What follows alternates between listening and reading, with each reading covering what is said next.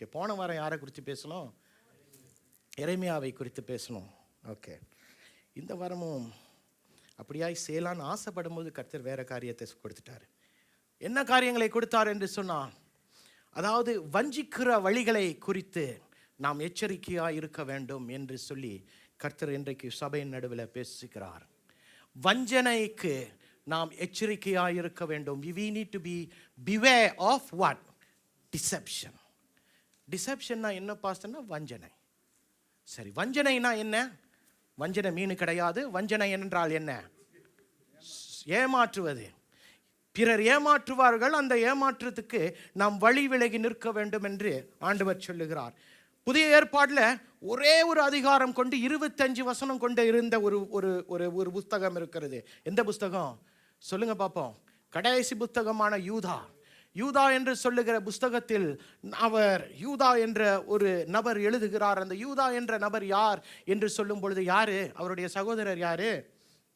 யாக்கோப்பு அவருடைய சகோதரர். யாக்கோப்பும் யூதாவும் யாருடைய சகோதரர்கள் என்று சொன்னால், நம்முடைய அருள்நாதர் இயேசு கிறிஸ்துவின் சகோதரர்கள் என்று நாம் அறிந்து கொள்ள வேண்டும். அந்த வசனத்தை திருப்பிக் கொள்வோம் என்று சொன்னால், 3வது வசனத்தில் அது இவ்விதமாய் சொல்லுகிறது. பிரியமானவர்களே, பொதுவான ரட்சிப்பை குறித்து உங்களுக்கு எழுதும்படி நான் மிகவும் கருத்துள்ளவனாய் இருக்கையில், பரிசுத்தவான்களுக்கு ஒரு விசை ஒப்புக் கொடுக்கப்பட்ட விசுவாசத்திற்காக போராட வேண்டும் என்று உங்களுக்கு எழுத உணர்த்துவது எனக்கு அவசியமாய் கண்டது. I was so eager to write about the salvation, but yet I was urged to write about the content of your faith, to contend for the faith that was once entrusted to you and for all the saints. பரிசுத்த ஜனங்களுக்கு ஒரு விசை ஒப்புக் கொடுக்கப்பட்ட விசுவாசத்தை குறித்து எழுத வேண்டும் என்று யூதா உணர்த்தப்படுகிறார்.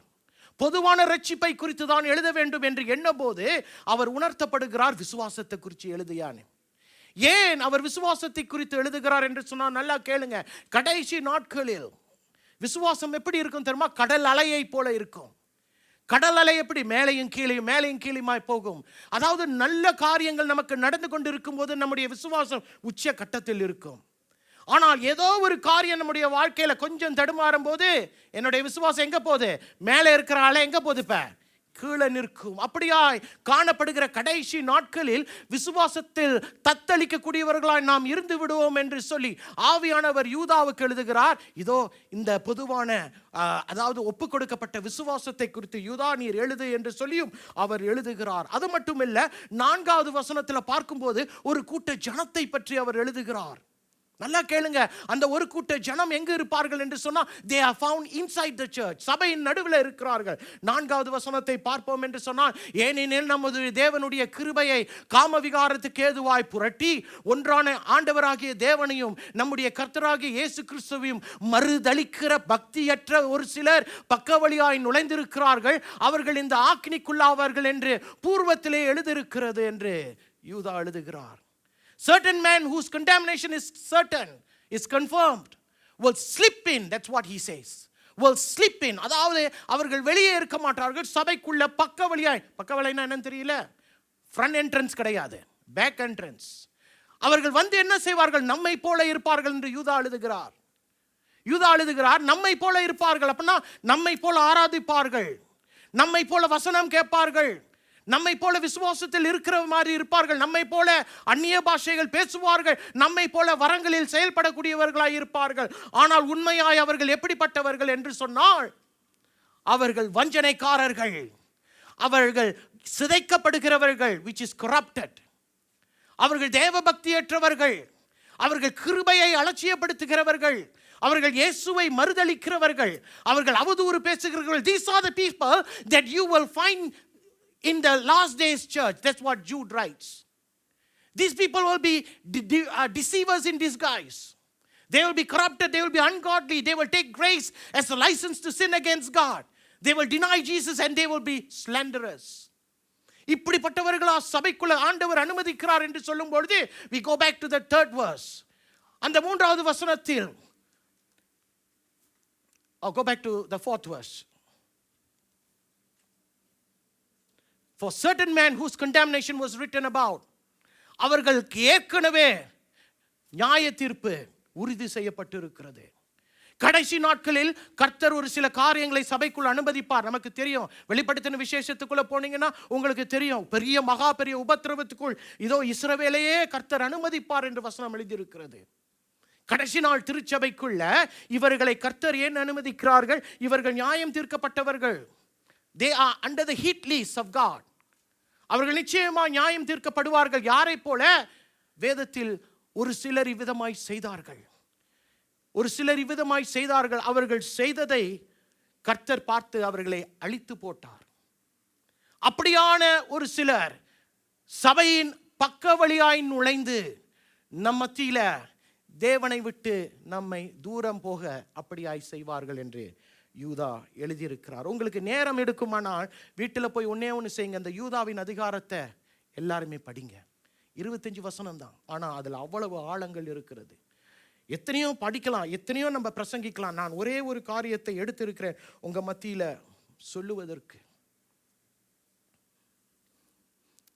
8வது வசனத்துக்குள்ள நம்ம கடந்து போவோம் என்று சொன்னால் என்னென்ன செய்வார்கள் என்று எழுதப்பட்டிருக்கிறது. கடைசியா 11வது அதிகாரத்துக்கு வசனத்துக்குள்ள வரும்போது,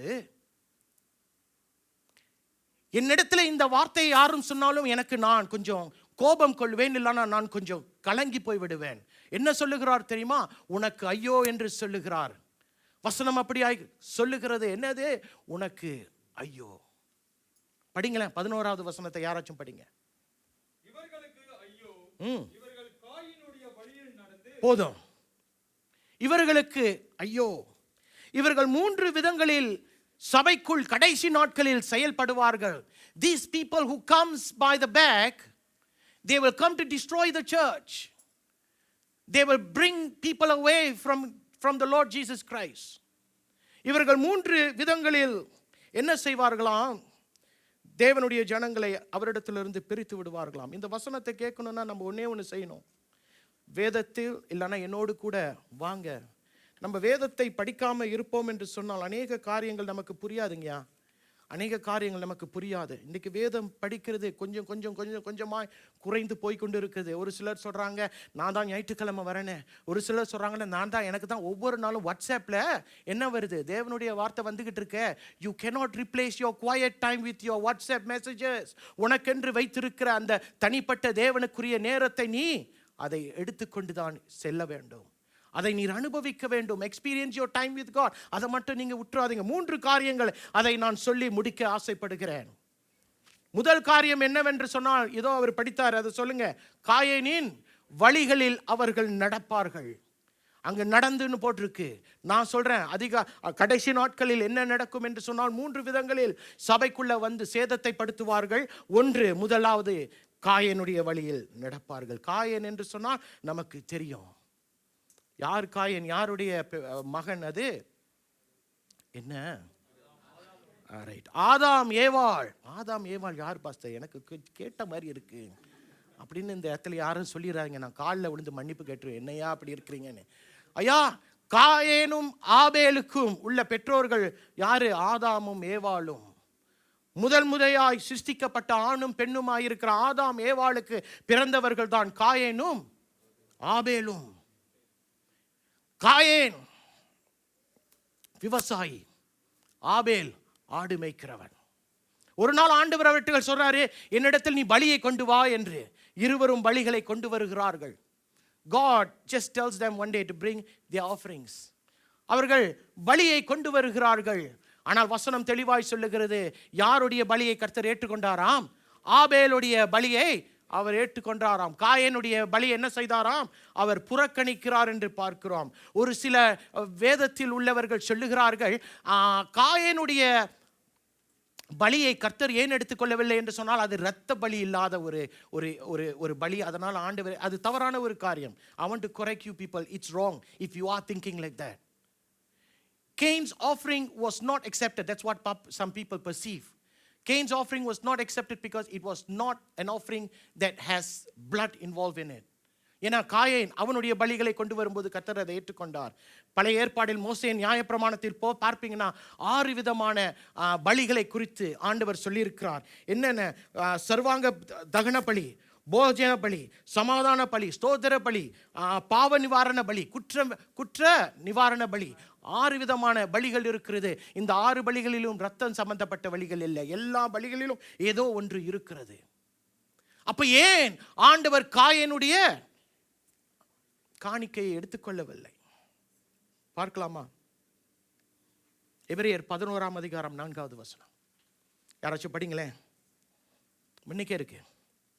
யாருமே முன்னுக்கு நின்று பார்க்கலன்னா அடுத்த வாரம் நம்ம ஸ்லைட்ஸ் போட வேணாம். விசுவாசத்தினாலே ஆபேல் காயினுடைய பலியிலும் மேன்மையான பலியை தேவனுக்கு செலுத்தினான். அதனாலே அவன் நீதிமான் என்று சாட்சி பெற்றான். போதுங்கய்யா. அதாவது ஆபேலுடைய காணிக்கை விசுவாசம் கலந்த ஒரு காணிக்கை. ஒரு ஆமென் சொல்லுங்க. அப்படி என்றால் காயனுடைய காணிக்கை விசுவாசம் கலந்த ஒரு காணிக்கை இல்லை. Am I right to say that? திருப்பிக் கொள்ளுங்க. 1 யோவான் 3ஆம் அதிகாரம் 12வது வசனம் படிங்க யாராச்சும். பொல்லாங்கனால் உண்டாயிருந்த தன் சகோதரனை கொலை செய்த காயினை போல் இருக்க வேண்டாம். அவன் எது நிமித்தம் அவனை கொலை செய்தான்? தன் கிரியைகள் பொல்லாதவைகளும். சொல்லுங்க சொல்லுங்க. தம் கிரியைகள் எப்படி இருந்துச்சா? பொல்லாதவைகளா இருந்துச்சா. In English he says his actions were evil. ஐயா, தேவனிடத்தில் எதையும் கொண்டு வரணும்னா, தேவனிடத்தில் எதையாச்சும் ஒன்று கொடுக்கணும்னா, அவங்க கொடுக்குறாங்க, இவங்க கொடுக்குறாங்க, அதனால தான் நான் கொடுக்குறேன் என்று சொல்லி வந்தால் கர்த்தர் அதை ஏற்றுக்கொள்ள மாட்டார். நம்ம அறிந்து கொள்ள வேண்டிய ஒரு காரியம். You just cannot come simply to God and offer something because Abraham is offering, because this sister is offering, அதனால நானும் கொடுக்கணும். இல்லை, அது தவறான ஒரு காரியம். கர்த்தரிடத்தில் கொடுக்க வர வேண்டும் என்று சொன்னால் விசுவாசத்தோடு கொடுக்க வர வேண்டும்.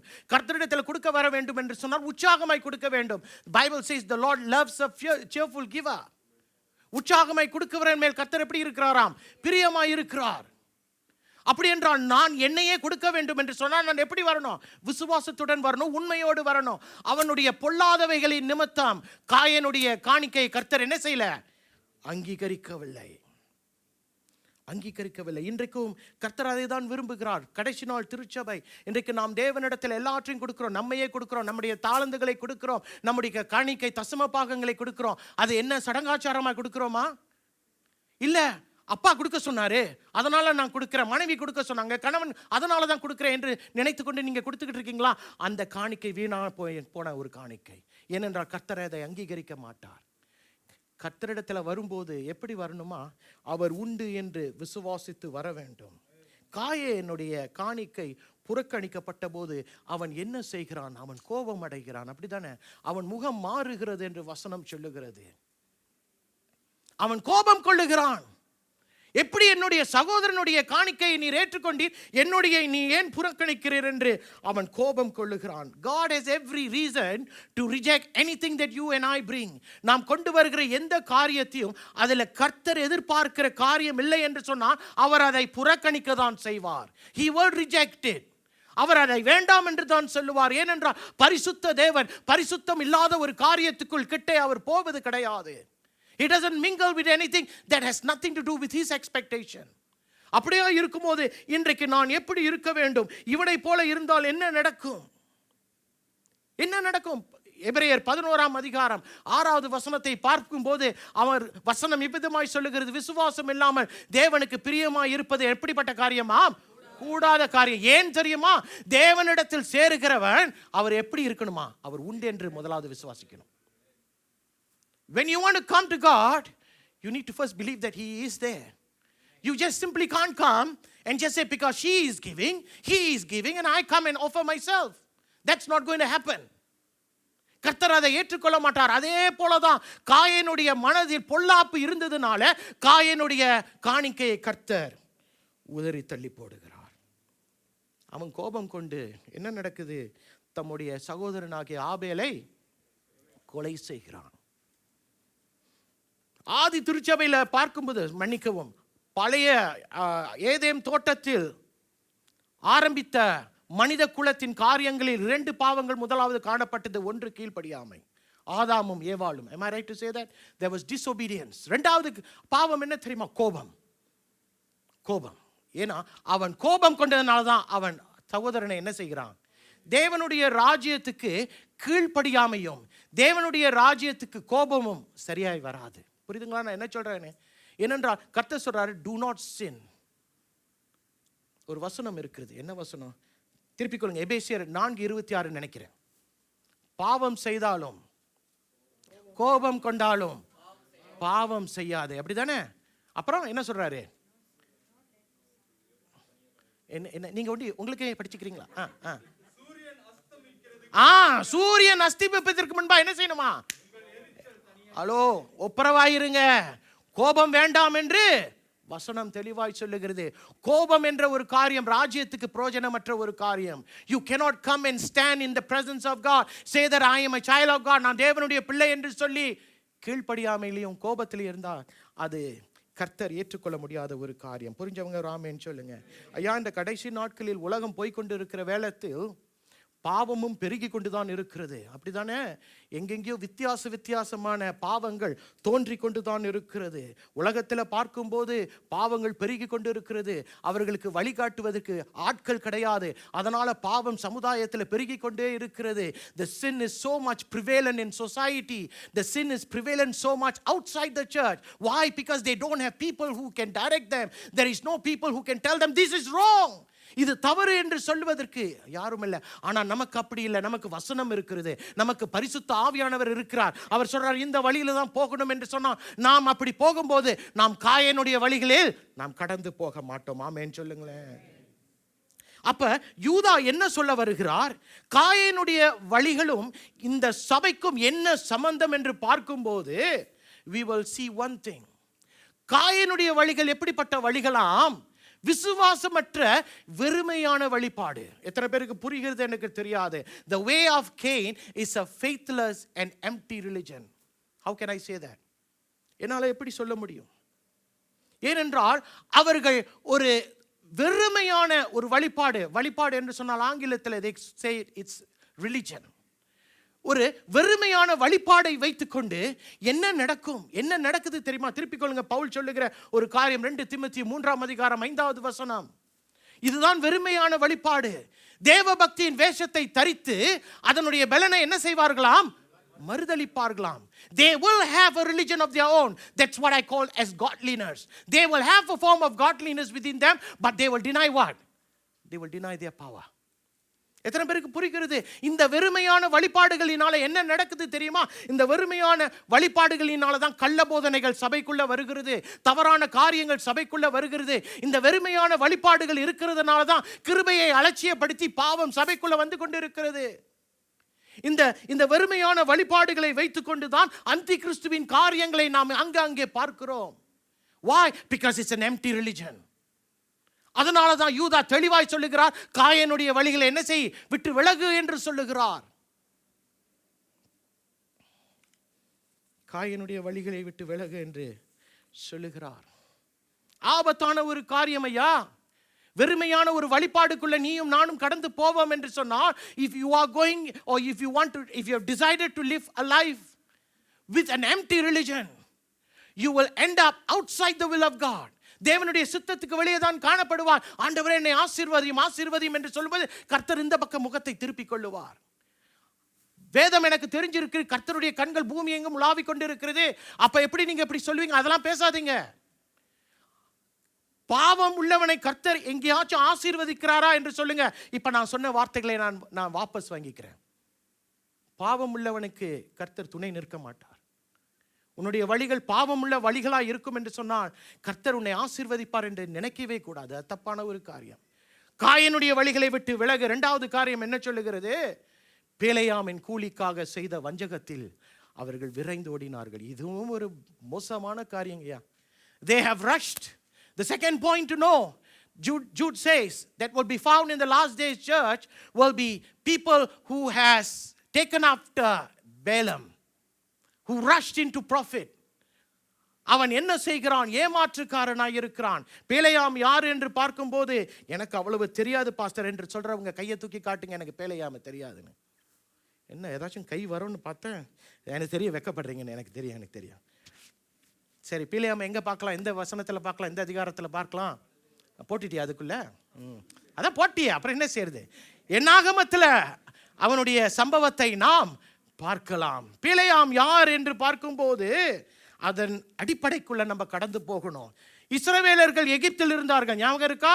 சிறையிருப்பில் இருந்து அவர்கள் பாலும் தேனும் ஓடுகிற தேசத்துக்கு அவர்கள் கடந்து போகிறார்கள். போகிற வழியில் மோகாப் என்று சொல்லுகிற அந்த தேசத்துக்குள் அவர்கள் கடந்து போக வேண்டியதா இருந்தது. இப்போ அவர்கள் போகிற வழியில் எதிரிகளை தாக்கிவிட்டு போகிறார்கள். மோகாபியுடைய ராஜா யார்? அவன் பேரு பாராக் என்று சொல்லுகிறவன். இப்ப பார்க்கிறான், ஐயோ இவர்கள் ஏன் வழியில் வர்றார்கள், ஏன் வழியில் வந்தா என்ன செய்வார்கள், என்னையும் என் ஜனங்களையும் கொன்று போட்டு விடுவார்கள் என்று சொல்லி அவர்களை வரவிடாதபடிக்கு செய்யணும்னு ஆசைப்படுகிறான். ஆனால் அவனால முடியல. ஏனென்றால் இஸ்ரவேலர்கள் வல்லமை உள்ளவர்கள், போட்டு தாக்கிடுவாங்க என்று அவனுக்கு தெரியும். அதனால அவன் ஒரு வஞ்சனை செய்கிறான். he brings up a scheme. he decides to plan against the people of Israel. என்ன செய்கிறான்? இதோ பீலேயாம் என்று சொல்லுகிற ஒரு எபிரேய தீர்க்கதரிசியை அழைக்கிறான். ஆட்களை அனுப்பி பீலேயாம்ட்டு சொல்றான், நீ கொஞ்சம் வா, ஒரு கூட்ட ஜனத்தை நான் சபிக்க வேண்டும், நீ வந்து போ என்று சொல்லுகிறான். பீலேயாம் முதலாவது என்ன செய்கிறான்? ஆண்டவரிடத்தில் கேட்கிறான், ஆண்டவரே நான் போகவா வேண்டாமான்னு. ஆண்டவர் என்ன சொல்றாரு? என்ன? முதலாவது போக வேணான்றாரு.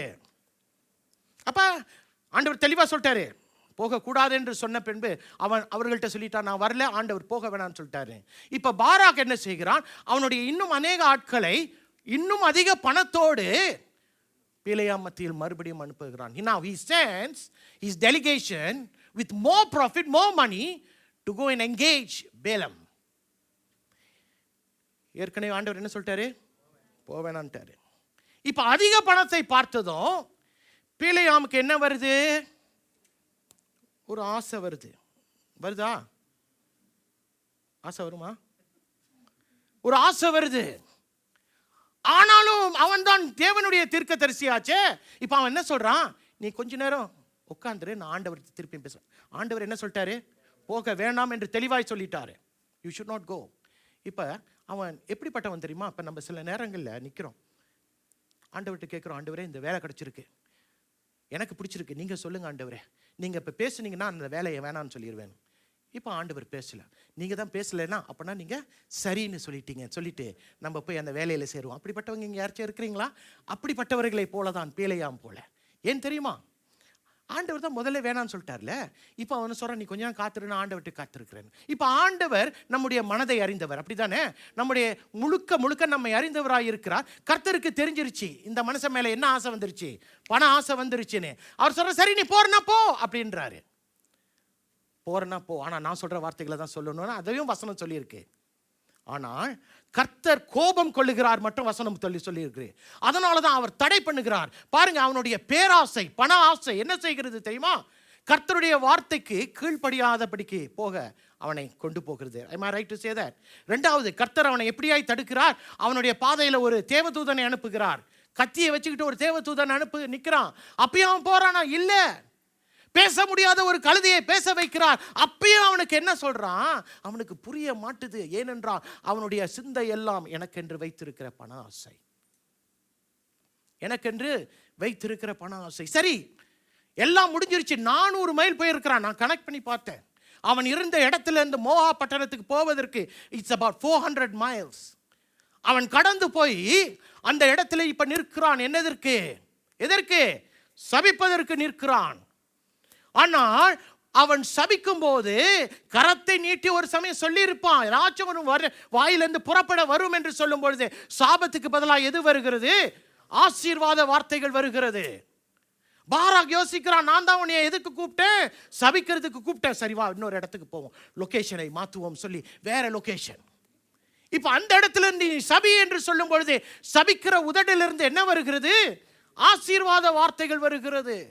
3 தடவைகள் அவன் சபிக்க பார்க்கிறான். அவனால சபிக்க முடியவில்லை. 3 தடவை சபிக்க பார்க்கிறான். எனக்கு தெரியும் அவன் 7 காரியங்களை தீர்க்கமாய் உரைத்தான் என்று வசனம் சொல்லுகிறது. ஆனால் 3 தடவை தான் சபித்தான், அதாவது சபிக்க பார்க்கிறான். But he ended up blessing them. இப்ப பாராக் கண்டிப்பா கோபம் கொண்டு அவன் சொல்றான், நீ போ, உனக்கு எதையுமே நான் கொடுக்க முடியாது என்று. எனக்கு தெரியும் வசனம் ஒன்று சொல்லுகிறது. என்ன சொல்லுகிறது தெரியுமா? நான் தான் சொன்னேனே, ஆண்டவர் சொல்லுகிற வார்த்தையை தான் பேசுவேன். இது வரைக்கும் நம்ம எல்லாரும் என்ன நினைப்போம்னா, பாராக் பெரிய கீழ்ப்படிந்து தேவன் சொன்ன வார்த்தைகளுக்கு ஏற்ற ஒரு தீர்க்கதரிசி என்று நினைக்கிறோம். இன்னொரு கதையத்தை நான் சாரி பீலையாம், ரைட். இப்போ நான் இன்னொரு கதையை சொல்கிறேன். அவன் போகிற வழியில் அவனுக்கு ஒன்றே ஒன்று தெரியும். என்ன தெரியும்? இவனால் ஜனங்களை சபிக்க முடியாது. ஏனென்றால் கர்த்தர் தெளிவாய் சொல்லுகிறார். என்னாகமம் 22 அதிகாரம் 12வது வசனம். யாராச்சும் எடுத்து விறுவிறுன்னு படிங்க பார்ப்போம்.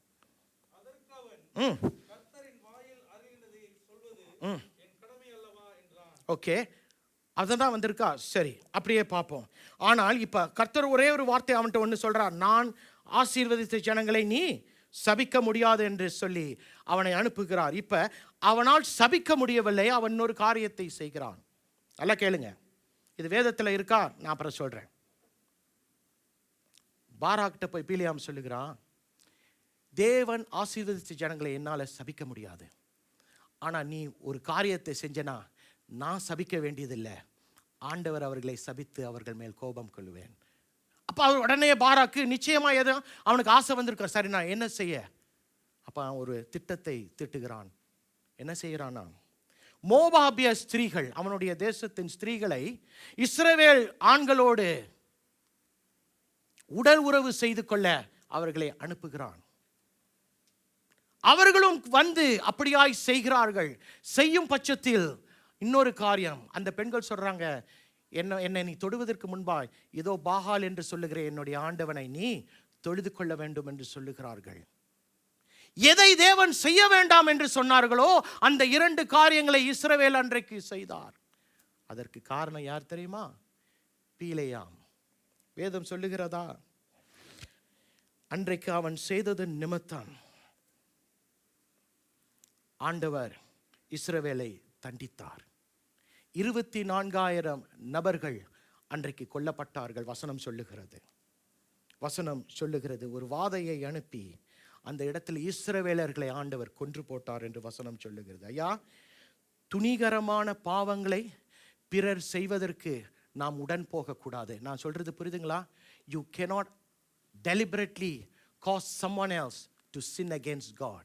ஏனென்றால் இதை தான் பேலேயாம் செய்தான். This is what Balaam did. என்னால் செய்ய முடியாது, இந்தா பிளான் பி நான் உனக்கு கொடுக்குறேன், இதை நீ செய் என்று சொல்லி பாராக்கிடத்தில் ஒரு தவறான காரியத்தை செய்தான். எத்தனை பேருக்கு புரிகிறது? இன்றைக்கு சபையில் முதல் நான் சொன்னேன்ல, ஏன் மூஞ்சி பிடிக்கல, ஒரு சிலருக்கு ஏன் மூஞ்சி பிடிக்கல. இப்போ நம்ம ஆசீர்வாத ஐயா இருக்கிறாரு, அவரை தான் இப்போ பேச முடியும். அடுத்த வாரம் அவர் மலேசியாவுக்கு போகிறாரு. போகும்போது அவர் என்ன சொல்கிறாருன்னா, இதெல்லாம் நான் பிளான் பண்ணல, இப்போ அந்த ஃப்ளோவில் வந்துக்கிட்டு இருக்கேன். இப்போ என்ன செய்கிறாருன்னா, அவர் போகும்போது சொல்கிறாரு, எனக்கு அவர் மூஞ்சி பிடிக்கல சொல்லிட்டு அங்கே இருக்கிற ஒரு 3-4 பேர்கிட்ட சொல்கிறாரு, அவருடைய போதனையெல்லாம் சரியில்லை. ஒரு உதாரணம் தான், அவ்வளோ சரியா இல்லை, நான் என் மனசில் ஃபீல் பண்ணுறேன் சரியில்லைன்னு சொல்லிட்டு இப்போ அவருடைய பேச்சு கேட்டுட்டு ஒரு 10 பேர் இந்த இடத்த விட்டு வெளியாயிடுறீங்க. வெளியாகிட்டு எங்கேயோ போயிட்டீங்க. இவர் ஒரு நாள் ஆவியானவர் நாள் உணர்த்தப்படும் போது என்ன இடத்துல சொல்கிறாரு, பார்த்தா மன்னிச்சிருங்க, நான் அப்படி செஞ்சுட்டேன். சரி, நான் மன்னிச்சிட்டேன். ஆனால் அவங்க கூட போனவங்க தான் திருப்பி ஆண்டவர் பக்கத்தில் வரல. இப்போ அவங்களுடைய அழிவுக்கு யாரு காரணம்? அபாங். அவர்களுடைய நியாய தீர்ப்புக்கு யார் காரணம்? அபாங். புரியுதுங்களா நான் என்ன சொல்ல வரேன்னு? துணிகரமான பாவம். ஏனென்றால் அன்றைக்கு மோசேக்கு விரோதமாய் அவனுடைய சகோதரி யாரு? மீரியாம் எழும்பினாள், தீர்க்கதரிசினி. ரைட்டுங்களா? என்ன நடந்துச்சு? கண்டித்தாரா? தண்டிச்சாரா? அதேதான் பேலேயாம். ஐயா, நம்ம கொஞ்சம் ஜாக்கிரதையா இருக்கணும். பீலியாமினுடைய வழிகளில் நாம் நடந்து போகக்கூடாது. ஏனென்றால் அவன் ஒரு நிரந்தரமான தேவனை விட்டுவிட்டு தற்காலிகமான ஒரு காரியத்துக்குள் அவன் கடந்து போகிறதை நாம் பார்க்கிறோம். அதாவது வேதம் ஒன்றை ஒரு தெளிவாய் ஒரு காரியத்தை சொல்லுகிறது. we need to be careful what we do with the church of God. தேவனுடைய சபையை குறித்து நாம் ரொம்ப ஜாக்கிரதையாக இருக்கணும். ஏனென்றால் 1 கொரிந்தியர் 3:17 பவுல் எழுதுகிறார். என்ன சொல்றாரு கொஞ்சம் பாருங்க. எனக்கு இதை பார்க்கும் போதே கொஞ்சம் பயமா இருக்கும். ஒருவன் தேவனுடைய ஆலயத்தை கெடுத்தால் அவனை நான் என்ன செய்வேனா? கெடுத்து போடுவேன். ஏன் தெரியுமா? தேவனுடைய ஆலயம் எப்படிப்பட்டதாம்? பரிசுத்தமானது. இன்னொன்னு சொல்றாரு, யார் அந்த ஆலயம்? நீயே அந்த ஆலயம். Oh, that's frightening. That's frightening. If you want to destroy the temple of God, God says, I will destroy you. Why? Because God looks at this temple as holy. And God says, you are the temple. You are the temple. ஏதோ ஒரு சூழ்ச்சியில இந்த சபையை நீ அழிக்க நீ மனமாய் இருந்தால் என்று சொன்னான். கர்த்தர் சொல்றார், உன்னை நான் அழித்து விடுவேன். பீலியாம் செய்ததுக்கு என்ன நடந்தது திருப்பிக் கொள்ளுங்களேன். என்னாகமம் 31 அதிகாரம் 7-8. Numbers 31 verse 7 and 8. கர்த்தர் மோசேக்கு கட்டளையிட்டபடியே அவர்கள் மீதியானவருடன் யுத்தம் பண்ணி புருஷர்கள் யாவரையும் கொன்று போட்டார்கள். அவர்களை கொன்று போட்டதும் அன்றி மீதியானரின் 5 ராஜாக்களாகிய ஏவி, ரேக்கேம், சூர், ஊர், ரேபா என்பவர்களையும் கொன்று போட்டார்கள். அதுக்கப்புறம் பேயோரின் குமாரனாகிய பிலேயாமையும் பட்டயத்தாலே கொன்று போட்டார்கள். பீலேயாம் என்று சொல்லுகிற தேவனுடைய தீர்க்கதரிசியை பட்டயத்தால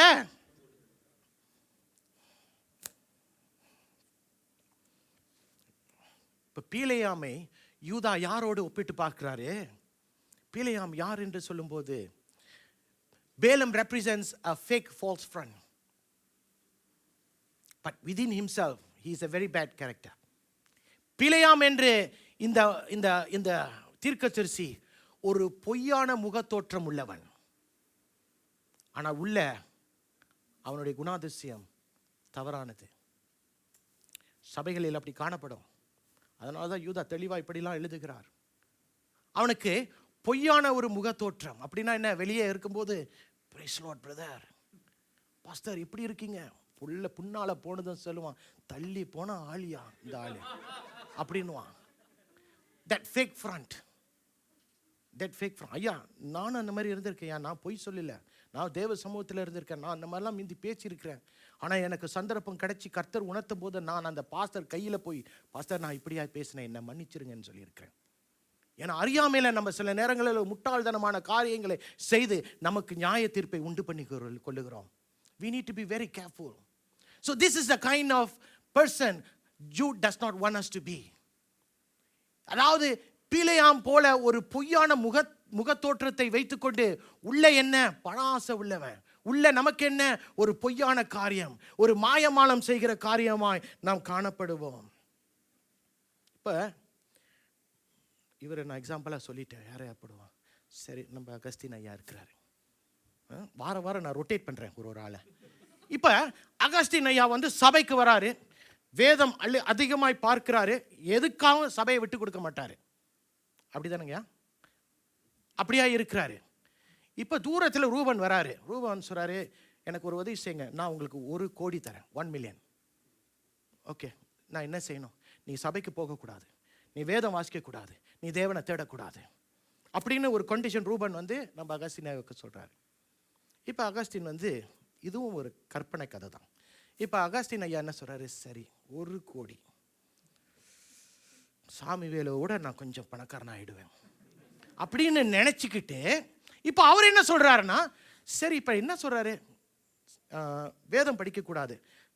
இப்போ அவர் மேத்ஸ் கணக்கு பண்ணிடுற, வேதம் படிக்கக்கூடாது, வார்த்தை தான் எனக்குள்ளே இருக்க, கர்த்தர் என் மேய்ப்பராய் இருக்கிறார், கர்த்தர் கண்ணீர் விட்டார், எனக்கு தான் வார்த்தை இருக்க, படிக்க வேணாம் தானே. ஓகே, நான் படிக்க மாட்டேன். சபைக்கு போவேனா? பாஸ்டர் அன்னைக்கு சொன்னாரு, நீ அந்த தேவாலயம், நீ சபைக்கு போக வேணாம் என்று சொல்லி என்ன செய்வாரு? ஓகே ரூபன், நீ சொல்றத நான் செய்யறேன் என்று சொல்லி நம்ம என்ன செஞ்சிடறோம்? we compromise for God.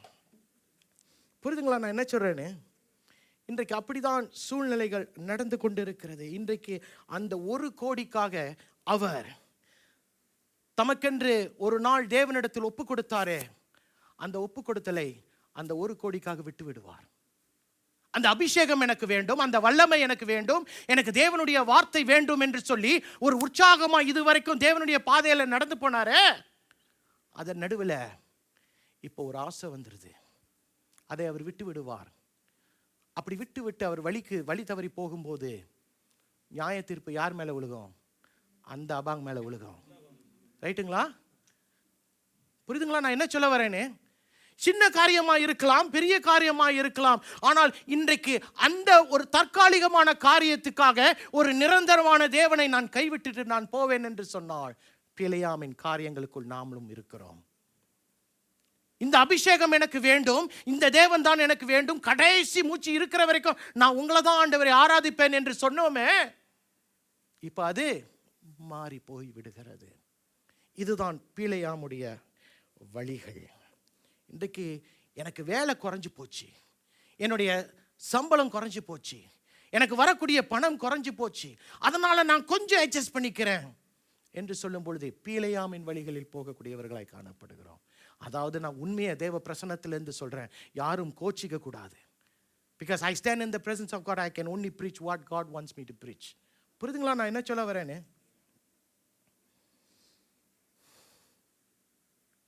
பீலேயாமுடைய தவறான வழிகள் எவ்வளவு தவறான வழிகள் என்று பார்ப்போமா? அது எவ்வளவு தவறான வழிகள் என்று யூதா மட்டும் எழுதல, பேதுருவும் எழுதுகிறார். 2 பேதுரு 2ஆம் அதிகாரம் 15வது வசனத்தில் பாருங்க, செம்மையான வழியை விட்டு தப்பி நடந்து பேயோரின் குமாரனாகிய யாரு? பீலேயாமின் வழியை பின்பற்றி போனவர்கள் அவன் அநீதியின் கூலியை விரும்புகிறான் என்று தெளிவாய் பேதுரு எழுதுகிறார். Excuse me. They have left the straight way and they have wandered off to follow the way of Balaam, son of Beor. Why? Because he loved the wages of what? Wickedness. அவன் அநீதியை விரும்புகிறவன். இப்ப புரியுதுங்களா? பழைய ஏற்பாடுல என்னாகமத்தில் இதெல்லாம் எழுதல, ஆனா நம்ம ஆட்கள் கன் மாதிரி சொல்றாங்க, இந்த பாரு இப்படி இப்படி செஞ்சான். அப்படி இல்லையா? வெளிப்படுத்தின விசேஷம் 2ஆம் அதிகாரம் 14வது வசனம் யாராச்சும் படிங்களேன் பார்ப்போம். Revelations 2:14 சிறு விறுவிறுன்னு படிங்க.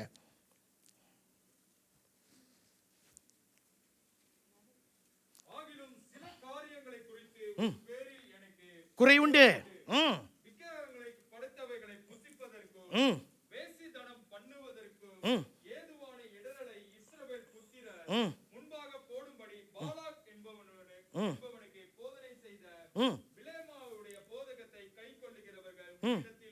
ஆமென் ஆமென்.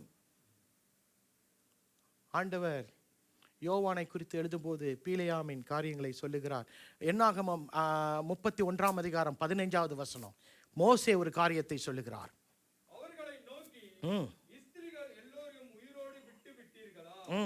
பேயோரின் சங்கீதத்தில் பிலேயாமின் ஆலோசனையினால் இஸ்ரவேல் புத்திரர் கர்த்தருக்கு விரோதமாய் துரோகம் பண்ண காரணமாய் இருந்தார்கள். போதுங்கய்யா. புரியுதுங்களா?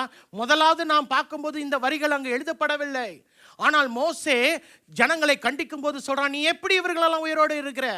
பீலேயாம் செய்த சதியினால தானே இதோ என் ஜனங்கள் அழிந்து போகிறார்கள் என்று சொல்லி தெளிவாய் சபைக்கு ஒரு வெளிப்புணர்ச்சியை கொடுக்கிறார். It's so clear that Balaam was just a namesake prophet.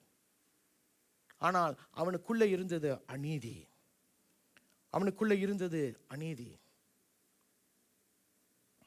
அதாவது ஒரு கழுதை அவன்கிட்ட பேசும்போது, இப்போ என்கிட்ட வந்து என்னுடைய நாய் பேசுதுன்னா நான் கொஞ்சம் யோசிப்பேன், என்னடா அற்புதம் நடக்குதே அப்படின்னு அல்லேலூயான்னு சொல்லிடுவேன். அங்கே ஒரு கழுதை பேசுது, அவனுடைய சிந்தை என்ன? அங்கே மேபி பாராக் வச்சிருக்கிற பணத்தை குறித்து அவனுடைய சிந்தை இதுதானே பேசுது, சரி பேசிட்டு போன்னு சொல்லிக்கிட்டு நிற்கிறான். அதாவது சில நேரங்களில் நமக்கு பீலேயாமுடைய வழிகளில் போகும்போது என் பக்கத்தில் எது இருக்கோ எது இல்லையோ அதை பற்றி நம்ம கவலைப்பட மாட்டோம். பீலேயாம் செய்ததை போல இன்றைக்கு தற்காலிகமாய் நம்ம தான் அந்த உதாரணம் சொன்னேனே, அதே போல இன்றைக்கு சூழ்நிலைகள் எனக்கு விரோதமாக இருக்கிறதுனால எனக்கு வேற வழி இல்லை, I want adjust a bit, கொஞ்சம் நான் ஒத்து போறேன் என்று சொல்லி பீலேயாமின் வழிகளில் நானும் நீங்களும் நடந்து போய்விடக்கூடாது. ஏனென்றால் வசனம் தெளிவாய் சொல்லுகிறது, தேவனுடைய ராஜ்யத்தின் நீதியின் முதலாவது தேடுங்கயா, அப்பொழுது எல்லாமே என்ன செய்யப்படுகிறதாம்? கூடவே கூட்டி கொடுக்கப்படும். இதை நம்ம நம்பணும். மனசுல வச்சுக்கிட்டு பாஸ்டர் சொல்றாரு மத்திய 6:33 சொல்லும்போது கன் மாதிரி சத்தத்தை உயர்த்தி சொல்றமே, அப்படி இருக்கக்கூடாது. உள்ளே இருக்கணும், வார்த்தைக்குள்ளே இருக்கணும். ஏனென்றால் இப்படிப்பட்ட ஒரு சூழ்நிலை வரும்போது இந்த வார்த்தைகள் நம்மத்தில் பேசணும். ஐயா, இன்னும் மத்திய 6:33 சொல்லுது, தேவனுடைய ராஜ்யத்தின் நீதியும் முதலாவது தேடுங்கள் என்று சொல்லுகிறதே, அப்பொழுது எல்லாமே கூட்டி கொடுக்கப்படும் என்று சொல்லி இருக்கிறதே என்று சொல்லி உணர்த்தப்படுவோம். முதல் காரியம் என்ன? காயேனின் வழிகளில் கடந்து போனார்கள். 2வது காரியம் பீலேயாமின் என்னம்மா? வஞ்சகத்தில். 3வது காரியத்தை பார்ப்போமா? பாயிண்ட் 3, கோராவின் எதிர்த்து பேசின பாவத்திற்குள்ளாகி கெட்டு போனார்கள். மூன்றாவது காரியம் யூதா சொல்லுகிறது, கடைசி நாள் திருச்சபையில காணப்படுகிற மூன்றாவது காரியம் என்னவென்று சொன்னால், they will be destroyed in Korah's rebellion. அவர்கள் கோராவின் எதிர்த்து பேசின பாவத்திற்குள்ளாகுவார்கள், அவர்கள் கெட்டு போனார்கள். அதாவது வேதத்தில் இருக்கிற வில்லன்களை பார்க்கும்போது எப்போ தெரியுமா அவர்கள் வில்லன்கள் என்று அறிந்து கொள்ள முடியும்? அவர்கள் தமக்கு இருக்கிறதை விட ஆசைப்படுவாங்க தெரியுமா? தமக்கு இருக்கிறத வேற இன்னும் கொஞ்சம் நான் எதிர்பார்க்கிறேன் தெரியுமா? அப்போதான் இவன் வில்லன் என்று நம்மால் பார்க்க முடியும். இப்போ மூன்றாவது வில்லனை பார்ப்போம். அவனுடைய பேர் என்ன? கோரா. என்ன பேசவே மாட்டீங்க? மூன்றாவது வில்லன் கோரா. இந்த கோரா என்று சொல்லுகிறவன் யார்? யாருடைய காலகட்டத்தில் காணப்படுகிறான் என்று சொன்னால், மோசேயின் காலகட்டத்தில் காணப்படுகிறவன் தான் இவன். He was found in the times of Moses. Hallelujah. தேவனுடைய நண்பன் என்று அழைக்கப்பட்ட கோரா, தேவனுடைய நண்பன் என்று அழைக்கப்பட்ட மோசேயின் காலகட்டத்தில் காணப்பட்டவன் தான் இந்த கோரா. இவன் மோசேயின் காலத்தில் ஒரு தலைவனாய் இருந்தான். இன்னொரு வேதனையான காரியம் என்ன தெரியுமா? அவன் மோசேயின் காலத்தில் அவன் ஒரு லேவியன் என்று காணப்படுகிறான். He was a Levite. லேவியன்னா என்ன பாஸ்டர்? தெரியல, கொஞ்சம் தெரிஞ்ச மாதிரி இருக்கு. லேவியன் என்று சொன்னால் கர்த்தருக்கென்று பிரித்தெடுக்கப்பட்ட ஒரு விசேஷித்தமான ஒரு கூட்டம். இப்ப மோசே அவர்களுக்கு வேலை கொடுத்திருக்கிறான். இவன் என்ன? ஆசாரிப்பு கூடாரத்தில் அவன் தேவனுக்கென்று உதவிக்காரனாய் இருக்கிறான். லேவியர்கள் ஆசாரியர்களுக்கு உதவியாய் இருப்பார்கள். உதவிக்காரனாய் இருக்கிறான். அந்த காலகட்டத்தில் என்ன நடக்கிறது என்று சொன்னால், ஒரு 250 பேரை தம பக்கம் சேர்த்துக்கிட்டு என்ன செய்கிறான்? மோசேயுடைய அதிகாரத்துக்கு விரோதமாய் இந்த கோரா எழும்புகிறான் என்பதை நாம் பார்க்கிறோம். எழும்பினது என்ன நடக்குது? மோசே அந்த டைம்ல அவன் பெரியவர். அவன் மட்டும்தான் தேவனோடு பேசுகிறவர். அவன் நினைச்சிருந்தான்னா என்ன வேணாலும் செய்யலாம். ஆனால் அப்படியாய் கோரா அவனுடைய கூட்டத்தோடு மோசேக்கு விரோதமாய் எழும்பின போது அவன் அமைதியாய் முக குப்புற விழுகிறான். தேவனிடத்தில் ஜனங்களுக்காக மன்றாடுகிறான். இவங்க தவறு செய்கிறாங்க. இயேசு சொன்னாரே, இவர்கள் செய்வது இன்னதென்று அறியாமல் செய்கிறார்கள் என்று சொன்னதை போல மோசே திறப்பில் நிற்கிறவனாய் இருக்கிறான். உண்மையான தேவனுடைய ஜனங்கள் உபத்திரவம் வரும்போது, வேதனை வரும்போது, கேவலமான ஒரு சூழ்நிலையில் தள்ளும்போது அவர்களுக்கு விரோதமாய் எழும்ப மாட்டார்கள். அவர்கள் தேவனை நோக்கி தான் பார்ப்பார்கள். அப்படிப்பட்டவன் தான் மோசே. இப்போ மோசே என்ன செய்கிறான்? அவன் தேவனிடத்தில் முறையிடுகிறான். அப்படிப்பட்ட ஒரு குணாதிசயம் உள்ளவன் மோசே. ஆனா கோராவுடைய குணாதிசயம் என்ன தெரியுமா? அவன் என்ன சொல்லுகிறான்? அவனுடைய புகார் என்ன தெரியுமா? What is Korah's complaints? அவன் சொல்றான், மோசே அவர்களை விட சிறந்தவன் இல்லை என்று யார் சொல்றா? கோரா சொல்லுகிறார். இரண்டாவது புகார் என்ன? அனைவரும் தேவனால் தெரிந்தெடுக்கொள்ளப்பட்டவர்கள். மூன்றாவது என்ன சொல்லுகிறான்? அதனால நான் மோசேக்கு கீழ்ப்படிய மாட்டேன். Now his complaints, he wants to justify his complaints, and he says Moses cannot be better than me, cannot be better than the people of Israel, because everyone in Israel is chosen by God. So because of that I cannot obey Moses. கோரா சொன்னதில் கொஞ்சம் உண்மை இருக்கு. எப்படி? முதல் காரியம் சொல்றான், மோசேயை போல மோசே அவர்களை விட சிறந்தவன் இல்லை. அது ஒரு விதத்தில் உண்மைதான். மோசே தம்முடைய சுய பலத்தில் நின்றிருந்தானா அவனும் ஒரு சாதாரண மனுஷன்தான். அழைக்கப்படும் போது சீனாய் மலையில் என்ன சொல்றான்? நான் திக்குவாய், முடியாது அப்படின்றான். அவன் சொந்த பலத்தில் இருந்தானா? இப்ப கோரா சொல்லுகிற காரியம் உண்மைதான். இரண்டாவது காரியம் அவன் சொல்றான், எல்லோரும் தேவனால் தெரிந்து கொள்ளப்பட்ட இஸ்ரவேலர்கள். உண்மைதான், இஸ்ரவேலர்கள் பிரித்தெடுக்கப்பட்டவர்கள், எல்லாருமே விசேஷித்தவர்கள். பட் எல்லாருமே விசேஷித்தவர்களாக இருந்தாலும் எல்லாரும் ஜனங்களை நடத்துவதற்கு அழைக்கப்படுகிறவர்கள் கிடையாது. எல்லாரும் அழைக்கப்பட்டவர்கள் தான், எல்லாருமே தலைமைத்துவத்திற்கென்று அழைக்கப்படவில்லை. அப்ப கோரா என்னதான் சொல்லுகிறான்? கோரா இப்படியாய் பேசும்போது மோசேயை ஜனங்களுக்கு முன்பாய் வித்தியாச கண்ணோட்டத்தில் அவர்கள் பார்க்க வேண்டும் என்று சொல்லி இப்படியாய் பேசுகிறான். எத்தனை பேருக்கு புரிகிறது? He distorts the facts so that people will look at Moses in a different nature, in a different view, in a different perspective. ஒரு வித்தியாச கண்ணோட்டத்தில் அவர்கள் பார்க்க வேண்டும் என்று சொல்லி, அதாவது கோரா என்ன சொல்லுகிறான்? மோசேயால நடத்த முடியும்னா என்னாலேயே நடத்த முடியுன்றான். எண்ட் ஆஃப் த டே அதான் அவனுடைய மெசேஜ். மோசேயால நடத்த முடியும்னா என்னாலேயே நடத்த முடியும்.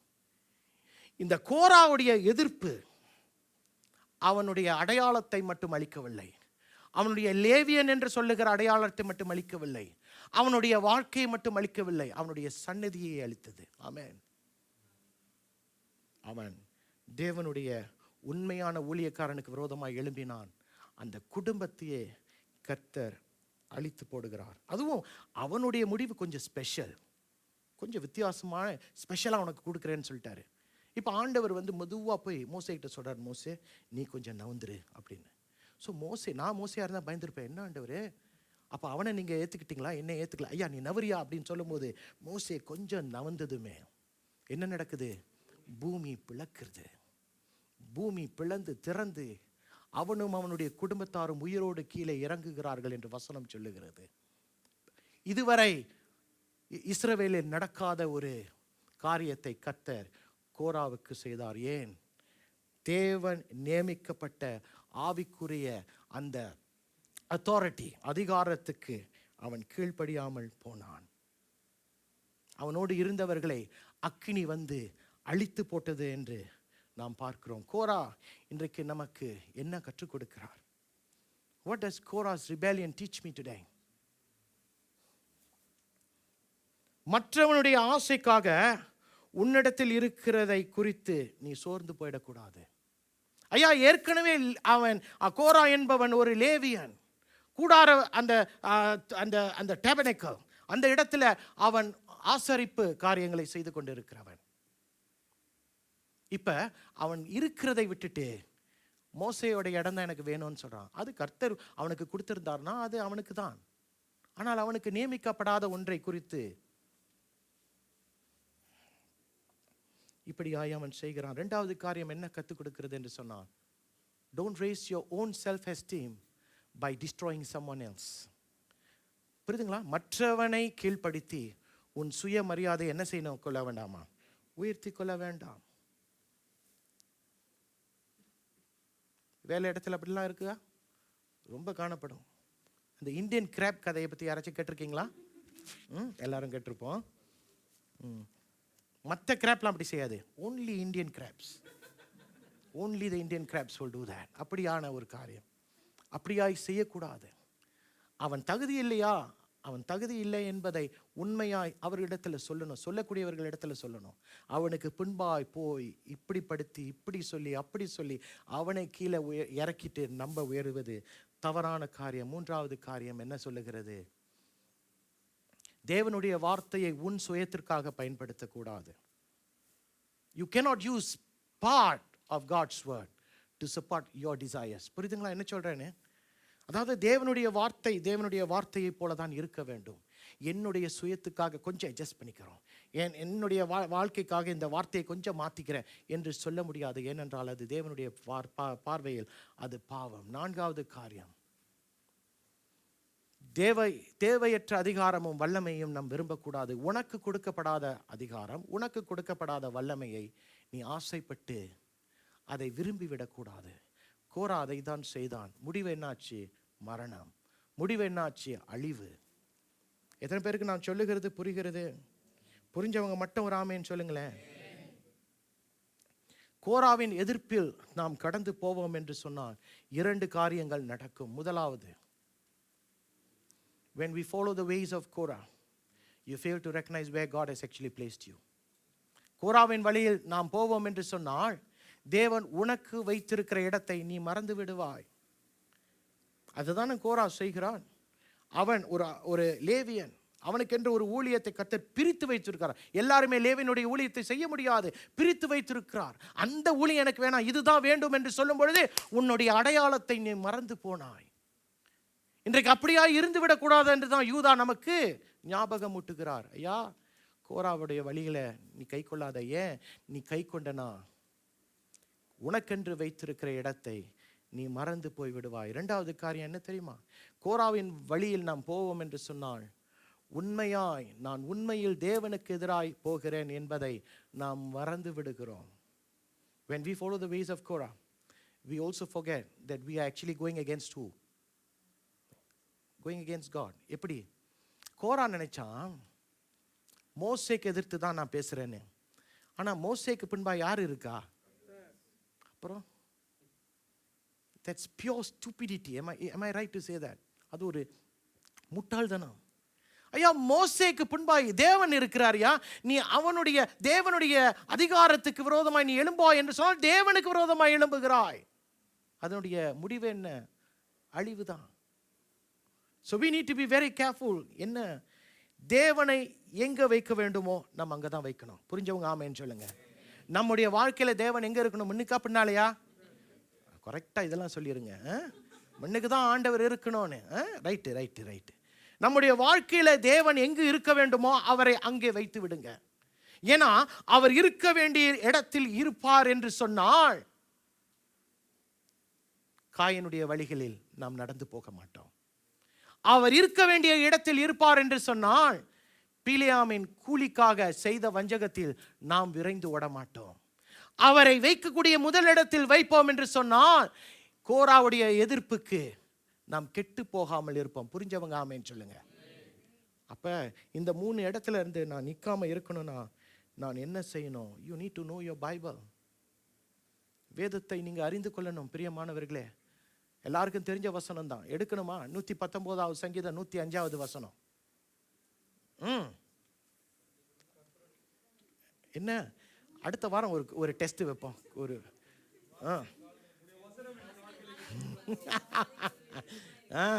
தேவனுடைய வார்த்தை பாதைக்கு வெளிச்சமும் கால்களுக்கு தீபமாய் இருக்கிறது என்று தெளிவாய் சொல்லுகிறது. You need to put God where you need to put him. எங்க கர்த்தர் இருக்கணுமோ அங்க இருக்கிற. எபேசியர் 6ஆம் அதிகாரம் 18. நமக்கு எல்லாருக்குமே ஒரு யுத்தத்தில் இருக்கும்போது நமக்கு தேவையானது பட்டயம். பட்டயம் என்பது எதை குறிக்கிறது?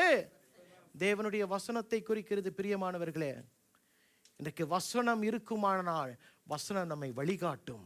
வசனம் இருக்கும் என்று சொன்னால் சங்கீதக்காரன் சொல்றான், I have kept thy word in my heart so that I will not sin against you.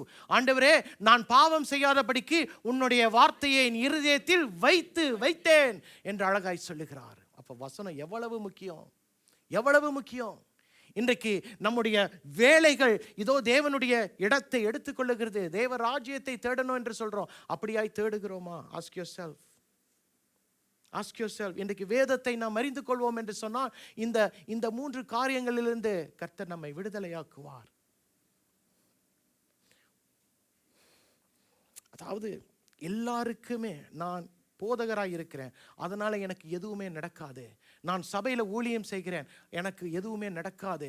நான் கிறிஸ்தவன், இயேசு கிறிஸ்துவை சொந்த இரட்சகராய் ஏற்றுக்கொண்டு ஞானஸ்தானம் எடுத்து நிற்கிறேன், எனக்கு எதுவுமே நடக்காது என்று நம்மால் சொல்ல முடியாது.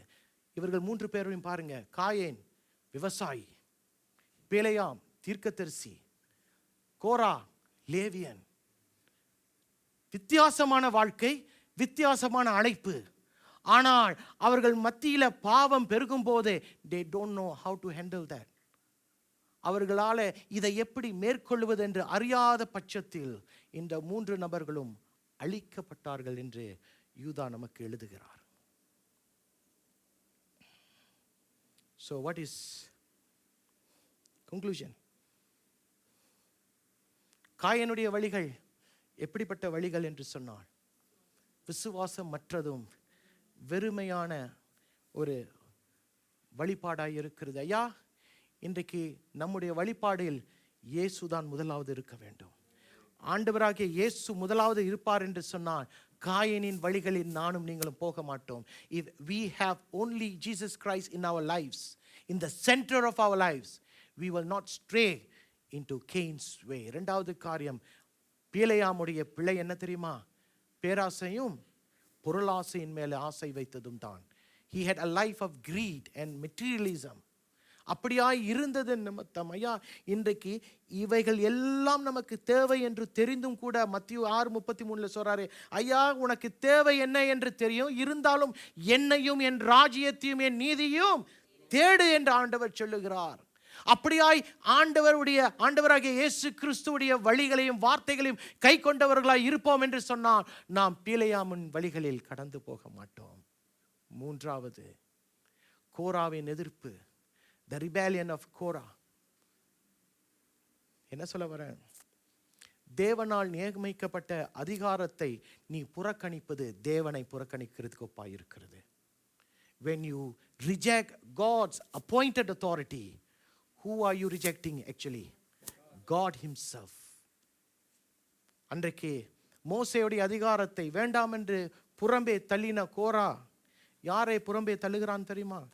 தேவன் நியமிக்கப்பட்டவனை அவன் புறம்பே தள்ளுகிறான் என்று சொல்லும் பொழுது தேவனையே அவன் புறம்பே தள்ளுவதற்கு ஒப்பாயிருக்கிறது. எத்தனை பேருக்கு நான் சொல்லுவது புரிகிறது? இன்றைக்கு இந்த 3 வழிகள் நம்முடைய வாழ்க்கையில காணப்படும் என்று சொன்னான். நான் தேவனுடைய சித்தத்துக்கு வெளியே வாழ்கிறோம் என்பதுதான் உண்மை. If these ways are found in our lives this morning, I want to very sadly say that you are living a life outside the will of God. தேவனுடைய சித்தத்துக்கு வெளியே வாழுகிறவர்களாய் காணப்படுகிறீர்கள். எப்படி உங்களுடைய வாழ்க்கை இருக்கிறது? எப்படி உங்களுடைய வாழ்க்கை இருக்கிறது? நீங்க தான் யோசிக்கணும், நீங்க தான் முடிவு பண்ணணும். கண்களை மூடுவோமா?